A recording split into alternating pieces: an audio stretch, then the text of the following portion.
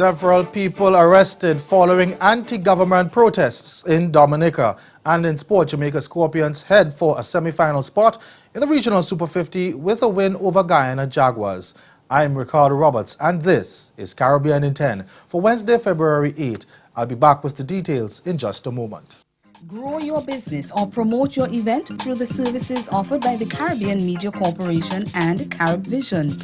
Our distribution provides a platform on cable, terrestrial television, and websites. We cover carnivals and events from across the region. We can bring your event live and alive to the world. For music makers, program producers, businesses, we can expand your reach to in excess of 2 million households daily. Our other services include news updates to enhance your media products, studio space for program and development. We can facilitate the launch of new products and services and training. Contact us and we will help you unleash your creative ability, develop products and services, and provide the medium to watch them grow.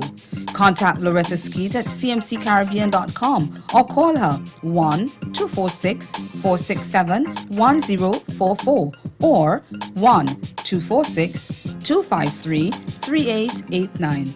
Call and book your carnival or event today.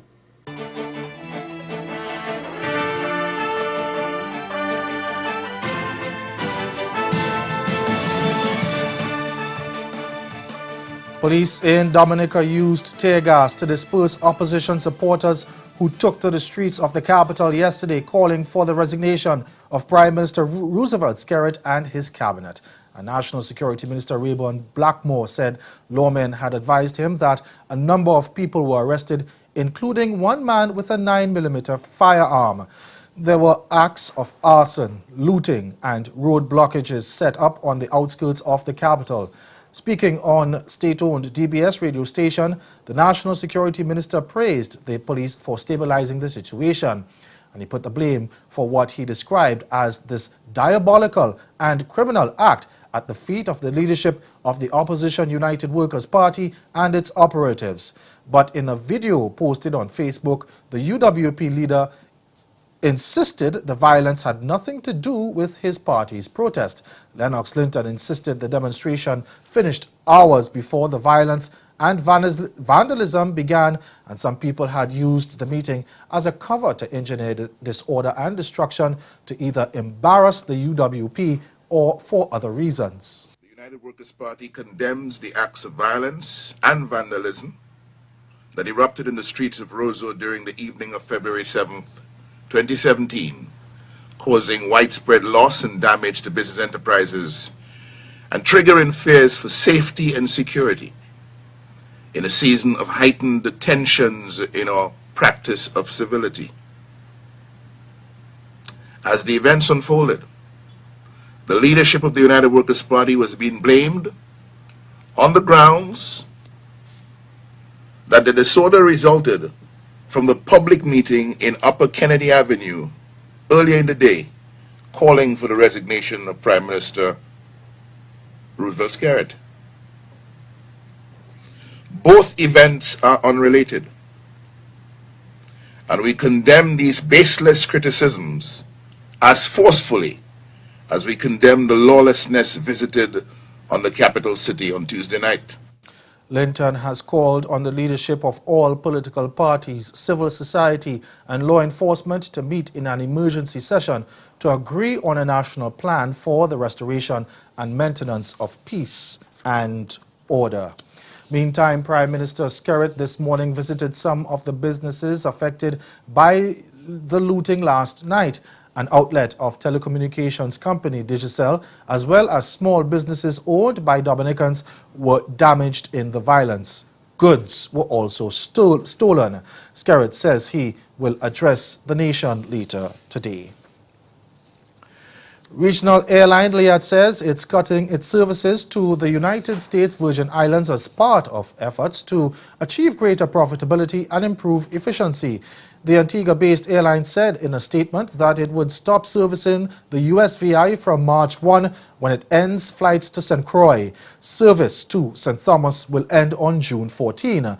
Liat will also suspend its flights between Guadeloupe and Dominica. The airline said the moves are intended to help stabilize its flight schedule and network. Regional trade unions and Liat are expected to meet on Friday to discuss the company's future. CARICOM and Cuba have reached a deal on the expansion of preferential access to each other's markets. A significant number of items from CARICOM, including beer, fish, and other agricultural products and manufactured goods, have been approved for entry into the Cuban market free of duty once both sides formalize the agreement. And more developed countries in CARICOM will also determine the level of preference they will grant to Cuba on a number of other items. In a brief statement, the CARICOM Secretariat said the agreement was reached during the 10th meeting of the Joint Commission established under the Trade and Economic Cooperation Agreement between CARICOM and Cuba held late last month. Stay with us, your Midday Sport is next. Make your special event in Barbados a memorable one. Let Pangrove Elegant Events transform the concept of your dreams into a magical reality. We provide everything you need for your event, from the understated to the stately. Our team can reimagine your indoor or outdoor space or explore the scenic, lush gardenscape of our event venue at Sugarland Gardens. Celebrate life's milestones with Pangrove Elegant Events and Sugarland Gardens and experience the elegant side of Barbados.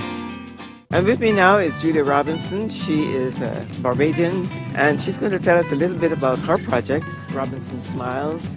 Well, I started Robinson Smiles in Hope 10 years ago, and I came up with Robinson Smiles due to the fact of how I was raised. I was raised in a poor family. My mom had 13 kids, and we never had toys at Christmas. I decided that I wanted to start this foundation.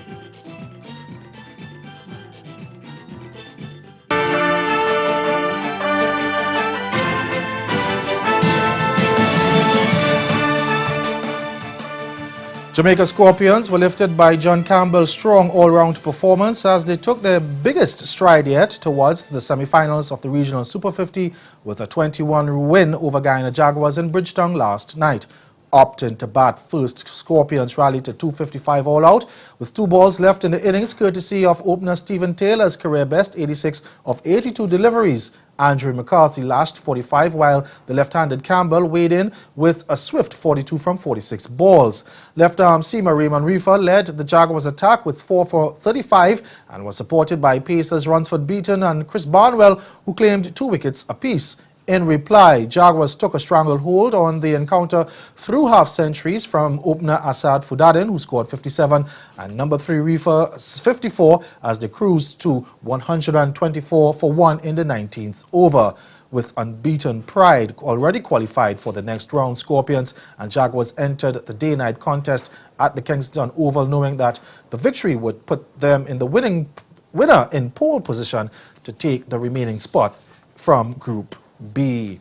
Meanwhile, ICC Americas ended their losing streak in style when they stunned combined campuses and colleges Marooners by 78 runs yesterday to grab their first win of the Regional Super 50, choosing to bat first. The Windward Islands Cricket Club, at the Windward Islands Cricket Club, the ICC Americas rallied to 265 all out of their 50 overs on the backs of half-centuries from captain Nitish Kumar, who scored 80, all-rounder Tim Roy Allen 69, and opener Kamaru Leverox 55. Fast bowler Jermaine Levy picked up 4 for 22, while off spinner Vikash Mohan finished with 3 for 40. In reply, Marooners were in the hunt at 117 for 2 at the halfway stage of the innings, but lost their last 8 wickets for 70 runs to collapse to 187 all out of 43.3 overs. That's Caribbean in 10. Join us again at 6:30 for Caribbean Newsline. Good afternoon.